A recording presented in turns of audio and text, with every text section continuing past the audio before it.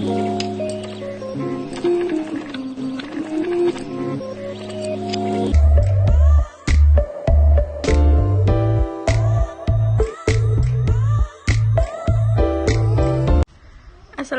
warahmatullahi wabarakatuh. Hai guys, kita dari kelompok 2 yang beranggotakan 5 orang mau memberikan sedikit penjelasan tentang kompetensi konsep dasar pengembangan sumber daya manusia berbasis kompetensi. Berikut nama anggota dari kelompok 2. Yang pertama ada Muhammad Husni Mubarak, yang kedua ada Fatur Rahman, yang ketiga Siska Diariskiana, yang keempat Putri Elok Nuraini, dan yang terakhir Sofia Nur Laila. 9, 8, 7, 6, 5, 4, 3, 2. Pembahasan yang pertama, sejarah dan pengembangan gerakan kompetensi. Yang kedua, pengertian kompetensi dan karakteristik kompetensi. Yang ketiga, model kompetensi dan pendekatan terpadu. Yang keempat, pengembangan SDM berbasis kompetensi. Yang kelima, kompetensi yang dibutuhkan untuk masa depan. Yang keenam, hubungan sebab akibat. Yang ketujuh, kategori kompetensi. Yang kedelapan, model kompetensi dan pendekatan yang terintegrasi dalam MSDM. Selanjutnya, penempatan dan rencana suksesi. Selanjutnya, pengembangan karir, dan yang terakhir kompetensi untuk kompetensi dan manajemen kinerja. Sejarah dan pengembangan gerakan kompetensi. Pengembangan kompetensi sebagai suatu konsep dalam manajemen tidak dapat dipisahkan dengan sejarah perkembangan manajemen sumber daya manusia. Dalam teori motivasi yang dikemukakan oleh Maslow dijelaskan pentingnya sumber daya manusia sebagai aset, potensi yang memiliki pengaruh yang sangat besar terhadap kemajuan organisasi baik sektor bisnis maupun sektor publik, dan salah satu kebutuhan yang diperlukan organisasi adalah menyangkut kompetensi SDM yang dimilikinya. Beberapa prinsip yang paling penting diperhatikan adalah yang pertama, membandingkan orang yang sudah jelas berhasil di dalam pekerjaannya dengan orang yang kurang berhasil agar dapat mengidentifikasi karakteristik yang berkaitan dengan keberhasilan tersebut. Yang kedua, mengidentifikasikan pola perilaku individu yang berhasil. Yang ketiga, mencari orang atau individu yang memiliki kinerja tinggi dan membandingkannya dengan individu yang kinerja rendah. Yang keempat, mengembangkan teknik wawancara behavioral event interview atau BEI yang mengkombinasikan teknik seleksi sebelumnya dengan cara baru, dan MC Shillon lebih tertarik kepada karakteristik SDM yang melakukan pekerjaan yang baik. Sementara Flanagan lebih tertarik untuk mengidentifikasikan unsur tugas dalam pekerjaan.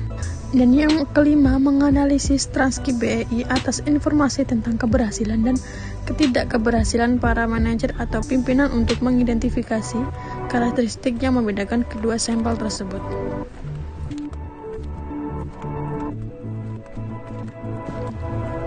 Pengertian kompetensi dan karakteristik kompetensi. Menurut MC Shillon yang dikutip oleh Fehjal Rifai 2003 mendefinisikan kompetensi sebagai karakteristik yang mendasar yang dimiliki orang yang berpengaruh langsung terhadap atau dapat memprediksikan kinerja yang sangat baik. Dan ada beberapa karakteristik kompetensi berikut adalah model kompetensi dan pendekatan terpadu. Model kompetensi terbangun setelah berhasil melakukan identifikasi terhadap kompetensi-kompetensi yang diperlukan, baik pada tingkat kompetensi untuk dapat berprestasi cukup dan tingkat kompetensi untuk berprestasi dengan baik. Dan di sini ada model kompetensi yang didefinisikan sebagai suatu rangkaian kompetensi yang penting bagi kinerja yang superior dari sebuah pekerjaan.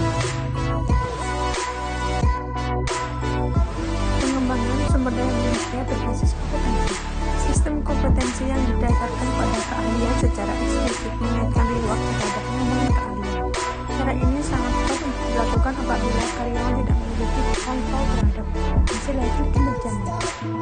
Jika karyawan mempunyai pengawasan yang bersifat individual atas hasil supaya pekerjaan misalnya dalam kerja tim, maka reward yang akan didasarkan atas hasil tersebut, hasil pekerjaan tersebut tentunya dapat mengakibatkan demotivasi bagi individu yang berkinerja tinggi.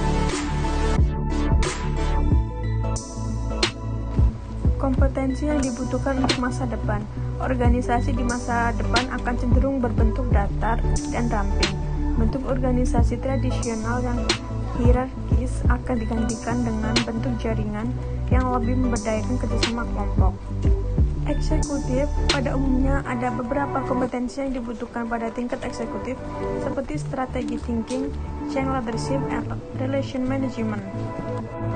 Karyawan pada tingkat karyawan diperlukan kualitas kompetensi seperti fleksibilitas, mencari informasi, motivasi berprestasi, motivasi kerja, kolaborasi, dan yang terakhir, orientasi pelayanan kepada pelanggan. Hubungan sebab akibat bahwa kompetensi yang terdiri dari motif, traits, and self-concept diharapkan dapat memprediksi tindakan perilaku seseorang sehingga pada akhirnya dapat memprediksi kinerja seseorang. Perilaku tanpa maksud dan tujuan tidak bisa didefinisikan sebagai kompetensi. Pada alur model di atas dapat digunakan untuk analisis atau risk assessment. Misalnya, jika kita lihat arah pada gambar tersebut bahwa organisasi yang tidak memilih. Kategori kompetensi menurut Spencer and Spencer 1993 bahwa kompetensi dapat dibagi dua kategori, yaitu stress competency adalah karakteristik utama, dengan kedua differentiating competency adalah faktor-faktor yang membedakan individu yang berkinerja tinggi dan rendah. Model kompetensi dan pendekatan yang terintegrasi dalam SDM. Ada 3 kompetensi yang memenuhi kriteria seperti kompetensi yang telah dikembangkan dan diperlihatkan pada pelamar dalam suatu pekerjaan, kompetensi yang dapat memprediksi proses keberhasilan sama pegawai, dan kompetensi yang dapat dipercaya dengan menggunakan wawancara perilaku yang singkat dan tertentu. Penempatan dan rencana sukses. Penempatan dan rencana berbasis kompetensi memusatkan kepada usaha identifikasi calon yang dapat memberikan nilai tambah pada suatu pekerjaan organisasi. Metode penilaian atas calon yang dilakukan melalui berbagai cara seperti wawancara, perilaku, tes, simulasi, dan lewat asesmen Cantrus yang menelaah laporan evaluasi kinerja atas penilaian atas teman sejawat dan bawahan. Pengembangan karir. Kebutuhan kompetensi untuk mengembangkan dan jalur karir akan menentukan dasar untuk pengembangan karyawan. Karyawan yang dinilai lemah pada aspek kompetensi tertentu dapat diarahkan untuk kegiatan pengembangan kompetensi tertentu sehingga diharapkan dapat memperbaiki kinerjanya. Proses perolehan kompetensi telah dikembangkan untuk meningkatkan tingkat kompetensi meliputi recognition, suatu studi kasus yang memberikan kesempatan peserta untuk menganalisa data lebih, understanding, instruksi khusus termasuk modeling perilaku tentang apa itu kompetensi, asesmen, umpan balik kepada peserta tentang berapa banyak kompetensi yang dimiliki peserta, feedback, suatu pelatihan di mana peserta dapat mempraktekkan kompetensi, dan job application, peserta menetapkan tujuan dan mengembangkan tindakan yang spesifik agar dapat menggunakan kompetensi dalam kehidupan nyata. Kompensasi untuk kompetensi dan manajemen kerja. Sistem manajemen kinerja berbasis kompensasi dikembangkan dari standar dan hasil kinerja tradisional. Efektivitas evaluasi kinerja tergantung pada kecepatan penggunaan masing-masing bentuk data yang ditentukan sebagai sasaran suatu sistem dan bentuk pengawasan kinerja pada karyawan-karyawan untuk masing-masing variabel yang dinilai. Sistem kompensasi yang didasarkan pada keahlian juga secara eksplisit mengenai